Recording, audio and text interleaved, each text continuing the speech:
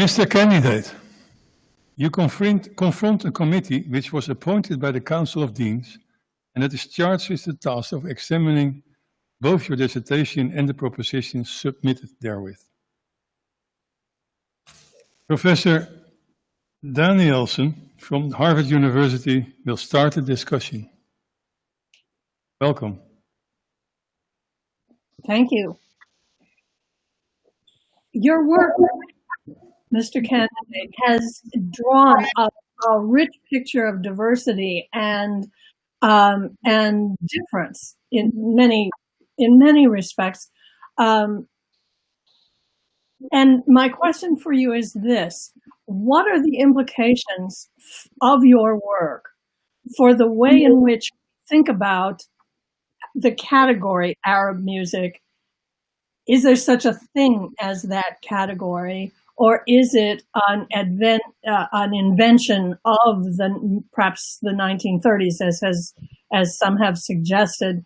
And I'm asking particularly about the 20th century, not the whole history of Arab music. But what are the implications of your work for ways in which we think about Arab music as a category?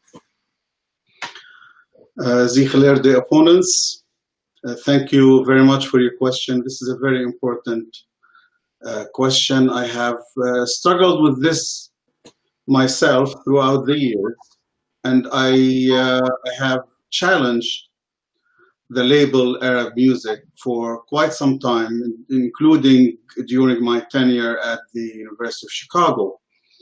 The label itself is not sufficient to describe what's happening in music making in the Arabic speaking world, which we typically identify as the Arab world. I'm not gonna go into the accuracy of the term Arab world. This is not the time for it.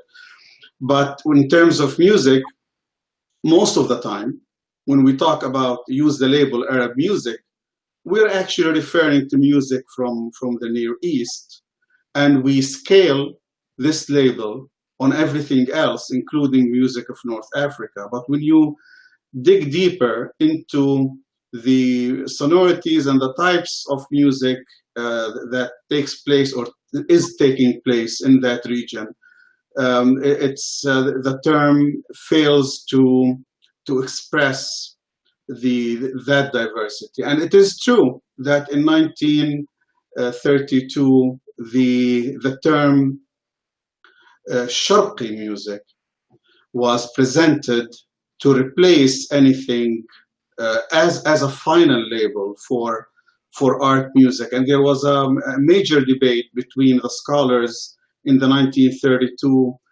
Cairo conference about such labels. And some people defended the label Arab music, and others said, and the final call was that it's going to be Sharqi music. Basically, as if you're saying Eastern, and that's the translation of Sharqi, versus Western. They wanted to create an Eastern tradition that follows Western norms to represent the area. And in my opinion, my work sheds light on how to examine these various musical traditions, looking at the poetry, looking at the colloquial poetry, as well as standard poetry, looking at the intonations, the maqam, and by the way, the maqam is another way of this miscategorization, if I will, which is often created and defended as a model, especially in the US, to define everything else that happens in the area. What this does, it abandons and often ignores the other traditions that contributed to what music is today in the Arab world. And it excludes Ottoman influences, Byzantine influences, Persian influences, Assyrian influences, Greek influences, and so forth and so on. So such labels and I provided in my research certain ways and windows to access such a way to redefine and rethink and revisit how we label our music and essentially try to reconstruct the narrative based on other local criteria. Thank you. And if I may follow up, how would you manage that question in teaching? I understand what you're saying about the U.S. and I agree with you. And I'm curious about how you would set up the teaching of this music. It's not easy. The way I have done this, I can tell you about my experience. I don't know how others do it. I typically contextualize heavily the music that I present. During my work at the University of Chicago, I conducted the Middle East Music Ensemble, and I taught how to play music, people how to play music and how to interpret it. And I always look at these details, look at the language, the context, the differences. So at the time, it wasn't clear to me how to navigate these issues. But in my opinion, one way that I have done that is to look at those traditions and not necessarily find one model that I can apply on every type of music, which seems to be the tendency. Rather, appreciate the differences. And we only appreciate the differences if we understand them and we present them in a way that is reflective of these cultures that we are representing. So if I am playing music from Tunisia, I really have to dig deeper into their sonorities and their practices and be able to reflect those practices when such music is performed. So performance would be one way to do this, but also in terms of the ethnomusicological research that is taking place, I think we have to drop the whole notion of using maqam as a central model of identifying everything else.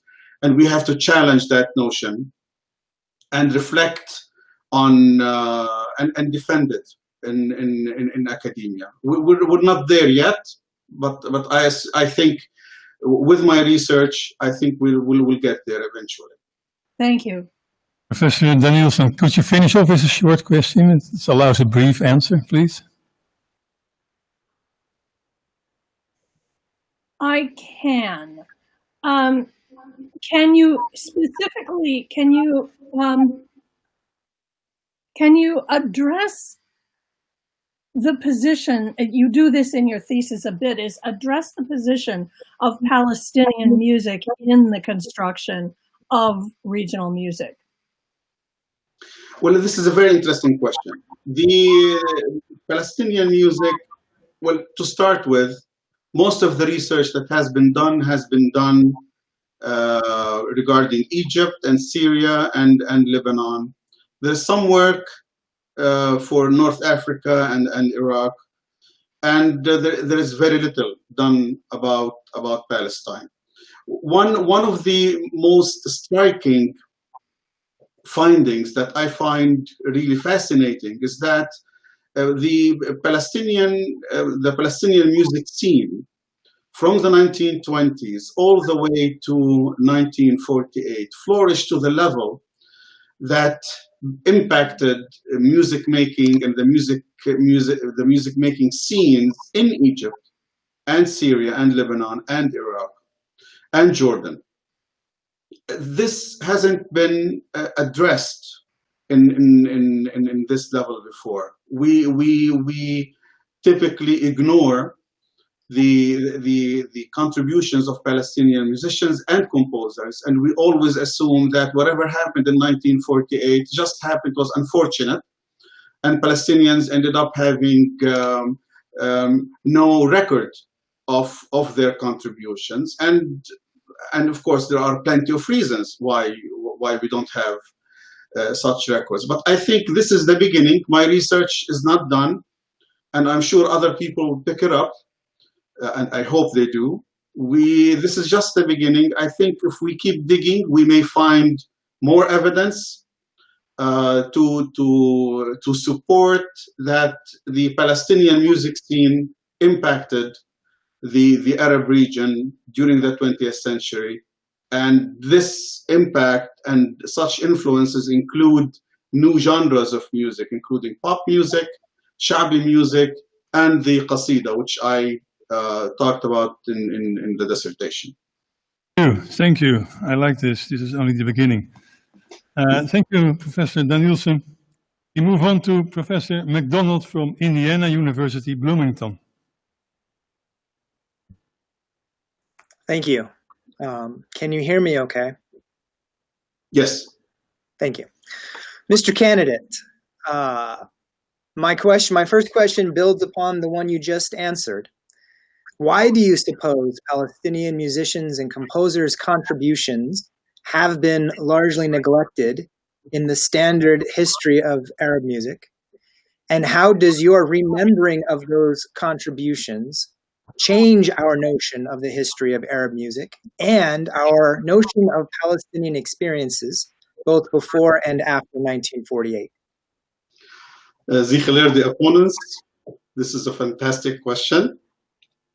There are plenty of reasons for this. But to start with, truth to be said, some Palestinian composers and performers were recognized and acknowledged in Iraq and Syria.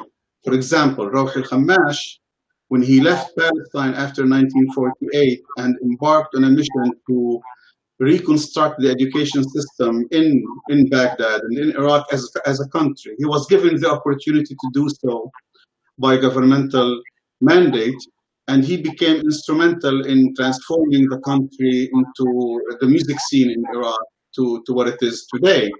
And when he was acknowledged by the government, numerous awards were given to him. He was acknowledged as a Palestinian, although he was given eventually in the mid-1950s, he obtained the Iraqi citizenship. But all the Iraqi musicians that I have talked to and observed, including Munir Bashir, they all acknowledge this Palestinian man who worked in Iraq and gave a great deal to Iraq. In Syria, similar scenarios happen, particularly with regards to Riyad al-Banda, who was also acknowledged in Syria and was always presented as a Palestinian. Now, the predicaments that happen to this narrative take place primarily in Lebanon and Jordan. In Lebanon, local nationalism played a role in marginalizing the Palestinians, especially the non-citizen Palestinians. Because as you know, some of those who ended up in Lebanon after 1948, especially Christians, were given the Lebanese citizenship. And those were, in fact, marginalized in terms of the politics of nationalism. In other words, they condoned what was happening at the time, and they eventually blended in with the general Lebanese population. While on the other hand, the refugees, they did not. They created a whole cluster of people who were practicing Palestinian nationalism as a sub-national group within Lebanon. And of course, in Jordan, we know that the monarchy in Jordan wanted to invest in Bedouin relationships because they were the backbone of maintaining the monarchy from falling. And as a result, in music, they promoted Bedouin dialect, and the music was basically taking place at the hands of Palestinians. So when I spoke to some of those individuals who are still alive to this day, such as Salwa al-As, identifying yourself as a Palestinian during the 1950s and 60s wasn't considered something that you should do. You always identify yourself as Jordanian, which is inclusive, at least theoretically, of Palestinians in the West Bank, as well as Transjordanians, or what we call East Jordanians. After 1970, this changed entirely because the tensions grew with the PLO, which also happened in Lebanon later on. And these developments and the role of the PLO really defined the relationship between these countries and the Palestinians. So eventually, to answer your first part of your question, the people who were writing history ended up picking and choosing. You pick your narrative. They picked their what to acknowledge, what not to, what to include and what not to, and what to give access to, and what to keep away from researchers. And to this day, there is a bundle of information and material in Jordan and in Lebanon that we don't have access to, and we haven't been able to have access. So despite our continuous efforts to get to people who have some sort of a decision as to what to access and where, we haven't been successful. It's ironic that the National Library of Israel provided some information and some data from that region, which enabled me to look at the programs and assess the influence of Palestinian musicians and performers, and try to trace what happened to them thereafter. Now, I think one part of your question was about what does that mean to the Palestinian narrative. It means a lot. The reason I'm saying this, because I think I articulated that Palestinians were not one. They were different communities, different both in terms of geographically and also in terms of culture. Of course, when we look at them from a distance, there are a lot of similarities between them, and it is true. But based on our records, in 1922, 71% of Palestinians were rural, living in villages, and they were primarily poor. The number didn't change much. In 1932, there were 67% of Palestinians were living in rural areas, and there's probably over 500,000 of them were Muslims, and 22,000 were Christians, and they were also poor. The elite class that we inherited from the Ottoman period continued to assume its leadership role of the Palestinians while under the British mandate, and they continued to do the same thing after 1948. So there's this class that did not want to associate with what was happening in rural areas for a lot of reasons. Urban centers didn't consume music that is rural. The music scene in urban areas was quite different from that in villages. And as we witnessed from the observations of Thompson and later Dalman, they highlight this disparity between the two. But such disparity is not only in music, it's also in culture, it's also in identity. So my research opens the door. It's a very cautious door, because so far the political narrative that Palestinians are one everywhere they go. Now, in my work, I show that they are not one everywhere they go. They are probably one politically, because the PLO emphasized political unity of Palestinians where they are. But the fact of the matter is, in terms of culture and in terms of their interpretation of their own identity, is quite different from one place to another, and even from one region to another. And I try to highlight some of those disparities and differences in answer. Professor MacDonald, thank you for your very interesting questions. Unfortunately, it took a lot of time to hear this interesting answer, but we have to move on. The next one will be Professor Stokes, who I welcome from King's College in London.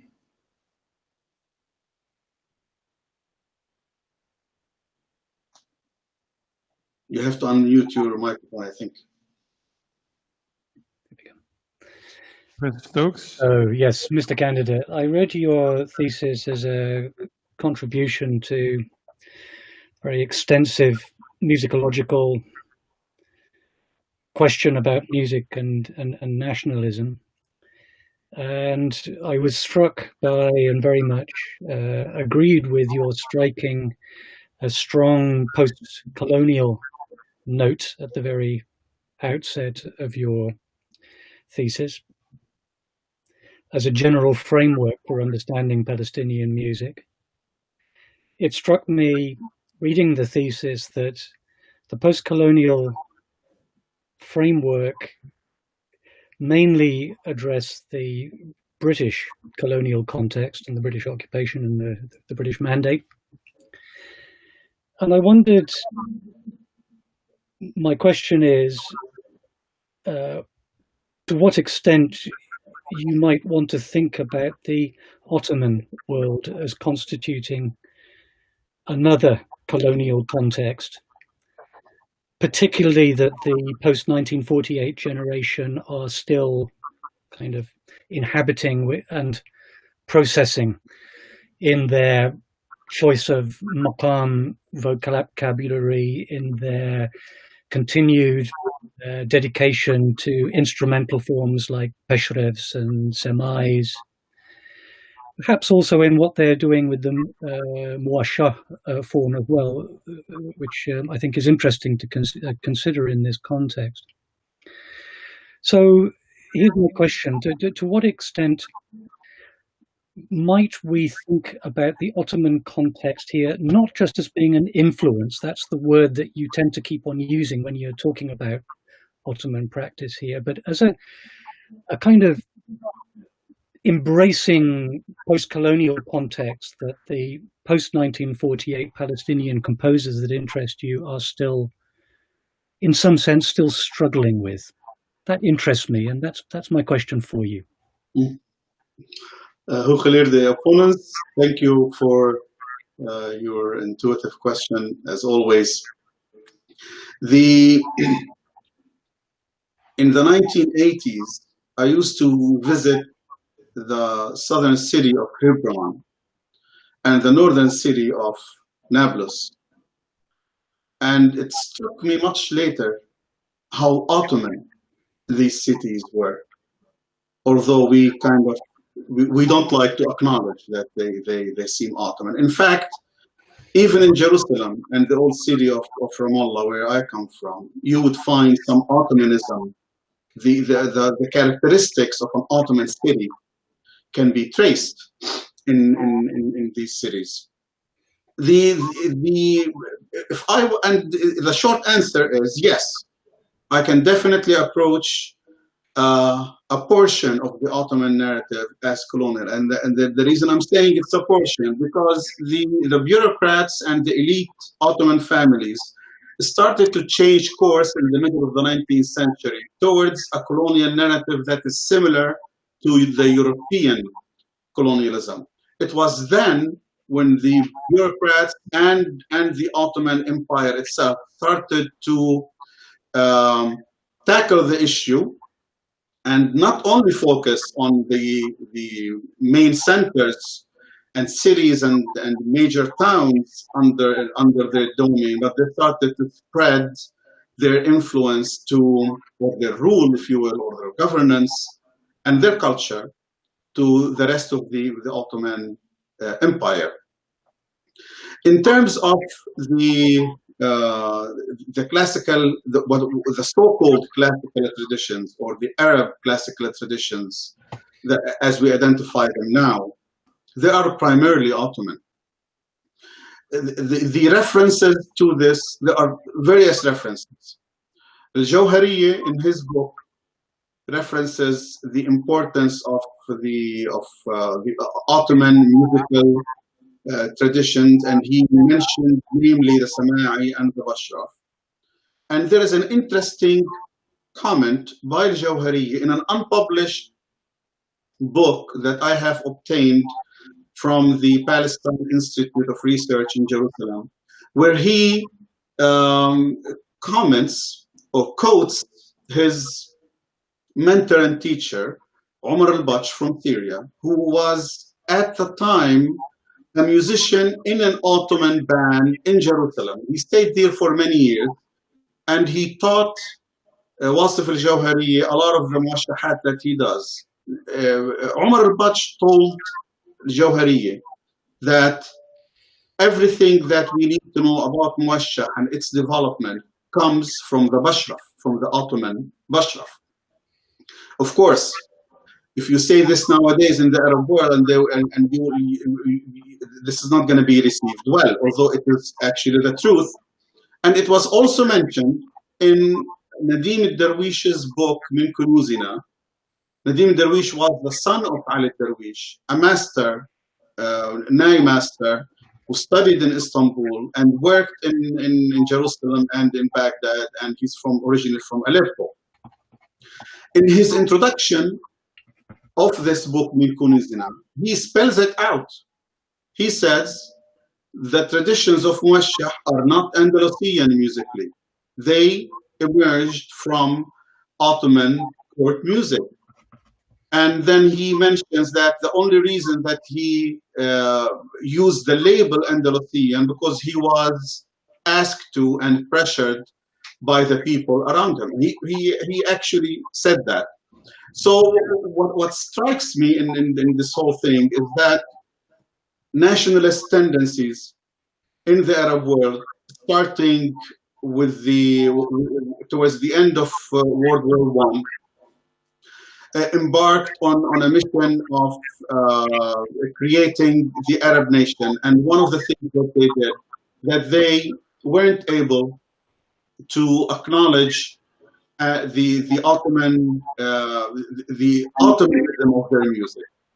And subsequently, what we see today is that these labels of Arab music and Arab art music replaced entirely the Ottoman roots of this tradition. In the interesting thing, another interesting thing is that in the context of Palestine, two of the main composers, Halim al-Rumi and Rawh al-Khammash, in the mid-1930s, they studied in Egypt, studied music in Egypt, graduated and came back to Palestine to work. In the programs of the PBS and NEBS, you will find many references to Bashrafs and Sama'is. And in fact, in one of the interviews, within in one of the magazine of PBS, they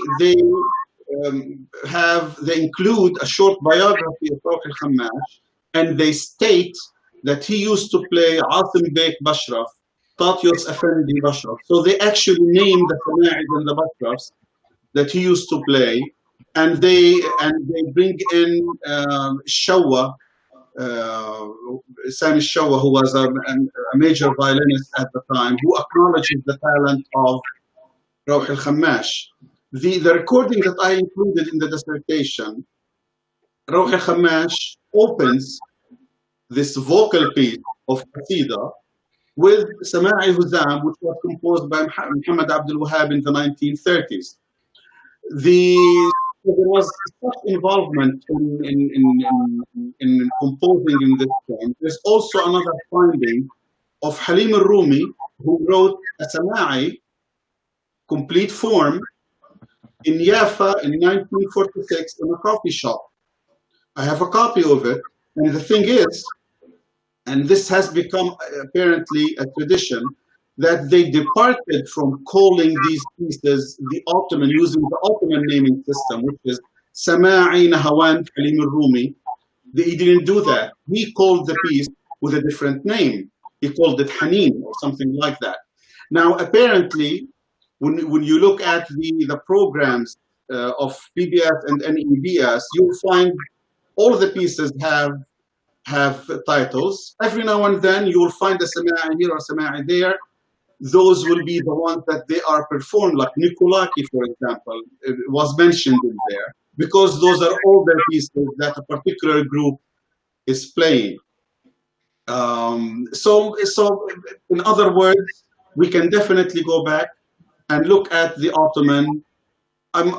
Again, I would think that Egypt would fit more the colonial model for talking about the Ottomanism, and Palestine was indirectly impacted by this, because as I examine maqam, and I have examined maqam in rural areas, I mean, you really don't find a lot of pieces that even complete a single octave.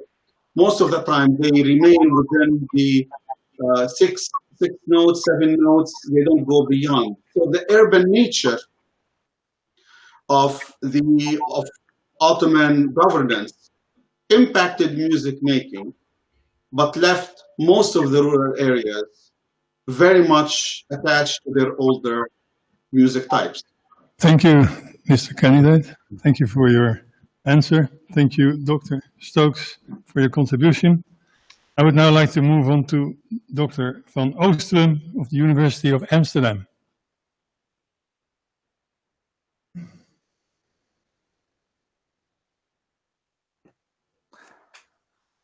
Dear Mr. Candidate, I've read your thesis with much pleasure, and I think it's based on a large number of rare, sometimes even inaccessible historical recordings, which was very exciting to read. And in the second part of your thesis, I came across on page 232 the introduction of composer Ramhi al-Ghamash, who worked in Iraq. And you've listed several technical characteristics of his work.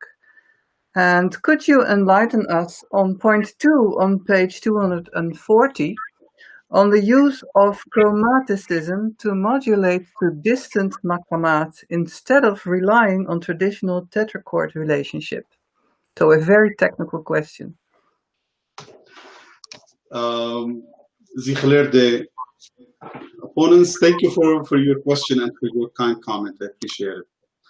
Ramhi al-Ghamash was very interesting as a composer and as a performer. He was recognized as a person who's original from the early days. There are various references to his works in PBS publications, and and they also reference that other Egyptian composers acknowledge his unique way of treating the maqam and finding ways to whether modulate and thinking creatively about the form. The example that I included is very unique, not only in terms of, well, first of all, it's a long song, almost like 17 minutes long. He used a sama'i, a couple of parts of a sama'i by Muhammad Abdul Wahab, and then he moves on to parts that are rhythmic and composed. He includes improvisation, and then he also modulates to different other maqam. Now, typically in maqam music, if you are in a particular maqam, let's say Nahawand on C, typically you would modulate to Bayati on G. You can modulate to thereafter to maqam Rast, while incorporating certain melodic contours and paths. However, in terms of how he modulated, in Western terms, you can think about this as if he was using pivot notes. So for example, and I hate to be so technical, but for example, if I am to modulate from Nahawand on C, one of the main characteristics that I can use if I want to modulate to Ajam, which is major scale on C, one of the main characteristics would be E natural. So if I manage to find a way to introduce E natural, I can successfully modulate to C major from C minor. This wasn't the norm. Typically, you would modulate to the relative major, which is in this case E flat major, not C major. The Al-Khammash, when I looked at his treatment of the tetrachords and the way he thought about them, it was unlike a lot of the things that I have seen. But truth to be said, that this approach wasn't invented by Rawh al-Khammash. Rawh al-Khammash had his own touches as to how he composed music, and his compositions and songs, and one of them that I introduced in my artistic presentation, they're very unique and they synthesize a lot of elements. He had that gift of incorporating various techniques and using various devices to modulate and to make a piece come to life. During that period, experimentation was all over the place. Muhammad al-Qasabji was experimenting with those kind of modulations that took place not as maqam relationships, which we typically use, as I mentioned before. Nahawand on C moves to Bayat on G. Al-Qasabji and Rawh al-Khammash, they started thinking about modulations down to the tetrachord. So there is more pedagogy involved in the way they handled their music, and you can see that in most of their compositions. And it's not only in the melody, it's also in the way they handled rhythm. A lot of them, a lot of pieces of music that he used in a quote unquote a classical context, they incorporated rhythms that are not used in a classical context, such as the Georgina rhythm, which is typically used in Iran in a folkloric context. He took that and he used it in a different way, and he added other elements from the traditions of Egypt.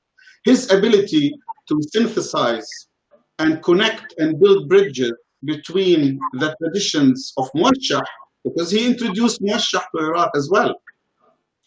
Of course, before him, Ali Darwish was there, and Rawh al-Khammash took it over and he introduced Muwashshah. And to this day, the Muwashshah in Iraq is a very strong genre of music, because he also wrote Muwashshah for Iraq, in their own musical idiom, incorporating Georgina, incorporating their own rhythm, and incorporating their own very special maqams.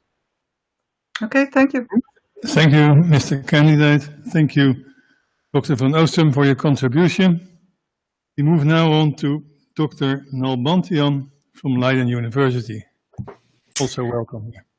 Thank you. Thank you so much. Meneer Kandidat, I really appreciated reading your rich thesis. I learned a lot. My question centers around both the imagined consumer of Palestinian nationalism and Palestinian identity through music and the makers of this music.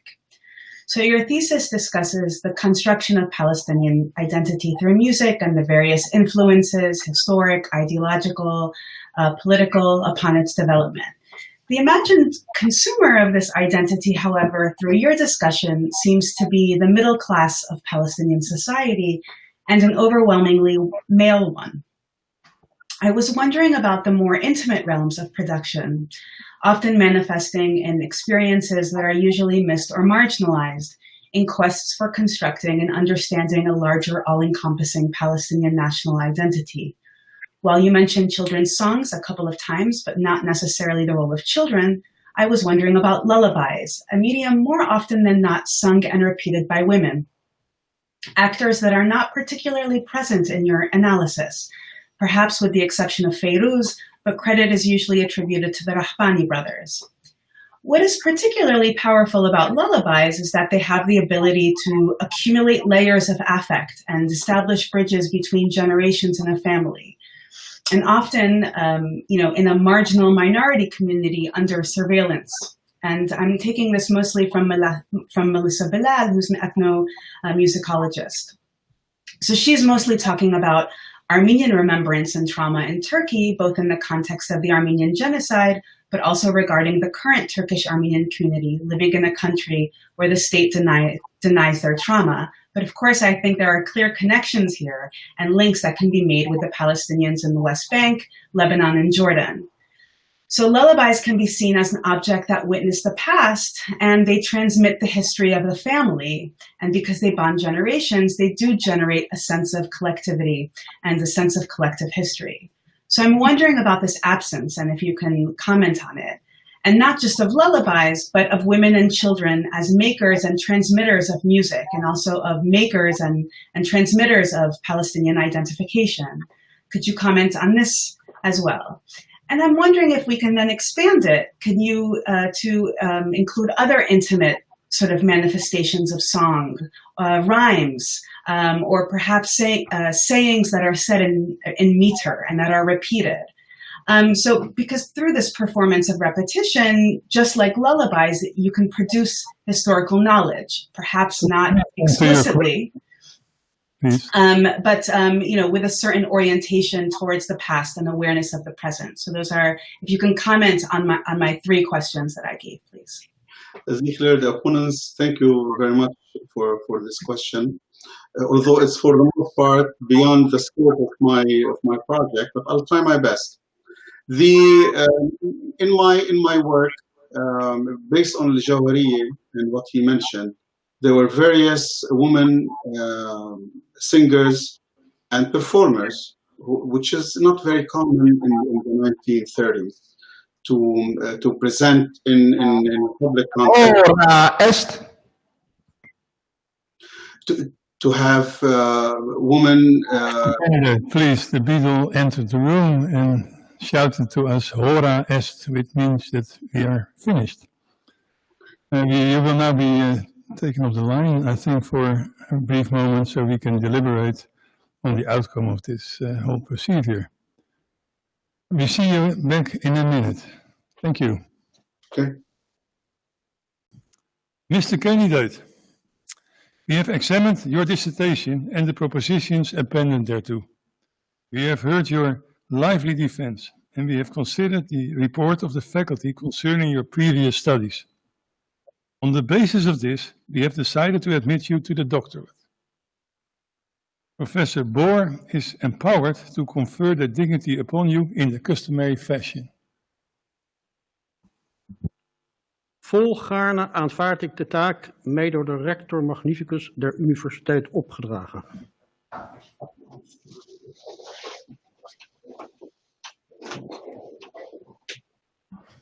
Uit kracht dan van de bevoegdheid ons bij de wet toegekend, volgens het besluit van de commissie hier tegenwoordig, verklaar ik bij deze u, Mr. Issa Boulos, te bevorderen tot dokter.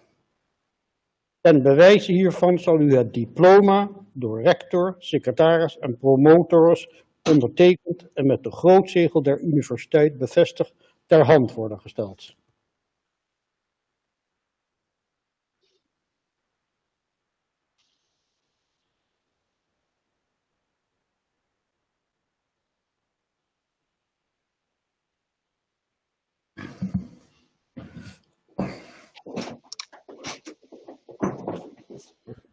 Having completed the duty assigned to me, I may be the first to address you as doctor and to congratulate you on the award and of the dignity you have obtained. Thank you. This honorable distinction is a well-deserved and highly valued privilege. At the same time, you are called upon never to lose sight of the obligations it imposes on you in the name of science, art and society. Weledele, zeer geleerde Dr. Boulos, dear Issa, it is my privilege and an immense pleasure to congratulate you with both your doctor's degree and your doctoral dissertation. When you approached me in July 2016 to apply for the Ph.D. program at Akbar Leiden University, you sent me your CV, a link to your website, and an interesting article you had written. Half a year later or so, your research proposal was accepted, after which your project developed very rapidly. From the start, it was very clear to me that you and your project fit very well within ACPA. Indeed, I have always been convinced that seasoned performing musicians with a scholarly background like you have a great advantage over others to carry out musicological research. Because, as the 13th century Indian music and dance scholar Sharangadeva put it, quote, regarding the priority of practice or theory, it is believed that where there is a conflict with practice, the theory should not be otherwise, end of quote. Your doctoral dissertation is based on a profound insider's knowledge and unique in many respects. Firstly, and I'm repeating here what several of my esteemed colleagues wrote in their assessment, you deal with a topic, area and era, that have received very little attention from the community of Arab music scholars. And you do this in a masterful way. Secondly, you base your study on archival data and recordings as well as ethnographic materials that are hard to access. As a result, you chart new intellectual grounds and provide new data and insights in an unexplored musicological subject. Thirdly, as a scholar, musician, educator, poet, and authority of Palestinian music, you are a Fundgrube, as the Germans call it, a genuine treasure house of knowledge and information, and we have heard that today. One of the remarkable things about this research project is that all communication took place via phone, email, and Skype, whether I was in Amsterdam, Ithaca, New York, or last winter in Cabuya, Costa Rica. We planned to meet in Leiden in March 2020, but the COVID-19 pandemic made this impossible. That was a great pity for all of us at Leiden University. Unfortunately, it was also impossible for you to defend your thesis here. So, in spite of the fact that we were never able to shake hands or hug each other, it has been a great pleasure for me and for my colleague, Wim van der Meer, to work with you on this dissertation. You did it, Dr. Issa, and in a relatively short time. And you said just now, my research is not yet completed. It opens doors for more research, and that is true. Thank you. It's an agreeable duty for me, very learned sir, to congratulate you upon your degree, also on behalf of the university and its Council of Deans. And herewith I declare this ceremony closed. After closing this official part, we still have an unofficial part. First, again, I want to apologize for the people that were not able to have a question because of the time, because we had technical problems in the beginning. Most of you had a question and they were interesting enough to hear very interesting answers. But now it's time to congratulate. I propose to do that in the same order, and please brief as the opposition. So that would mean that we start with Dr. Danielson from Harvard University. Issa, my best congratulations. I have a whole list of other questions for you that I hope you'll talk about with me in the future, and I certainly hope you're planning a book. Yes, ma'am, I am. Warm good wishes. Thank you. Thank you. Thank you. The next one will be Professor McDonald from Indiana University. يا دكتور إيسا بولوس عزيز من قلبي لك أنا مشهور كتير كل بحق عزيز. I am so proud of you. This is a great day, not only for you and your family, but for Palestinian musicians. And I thank you for allowing me to be part of this. Well, it's an honor. It's an honor. Thank you. Professor Stokes from London.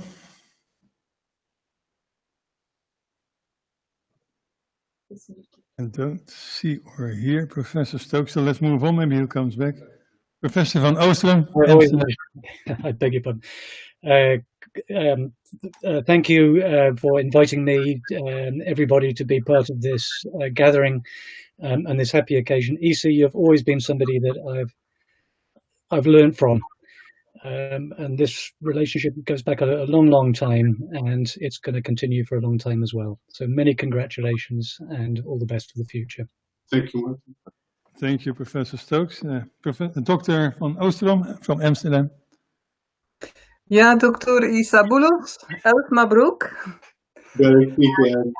Thank you for your interesting thesis, and I sincerely think it contributes to the strengthening of the identity of the Palestinian people. So please publish it. Thank you. Thank you. Professor Nalbantian from Leiden. Thank you so much, Issa. It was really a pleasure to read. I learned so much, and I'm certainly looking forward to the publication as well. Sooner rather than later, please. Sure. Professor Berger, if you're still here. Dr. Boulos, thank you very much, and my sincerest congratulations. So many things I wanted to ask you. It will be another time, but thank you. I'm sure. Thank you very much. Appreciate it. Okay, this finishes off this also the unofficial part. Oh, Wim van der Meer. Oh, yeah, sure, but he's not on my list. Yeah, sure, I see your face, but you're not on my list. My apologies. But go ahead, please.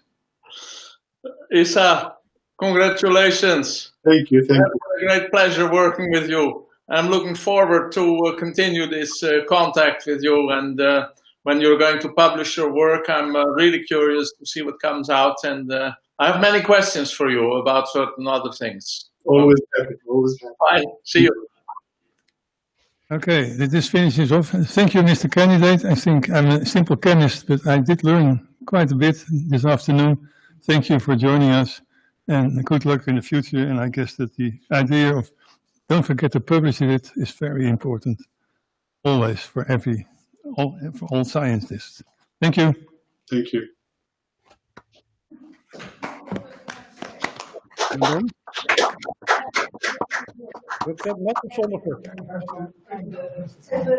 Please.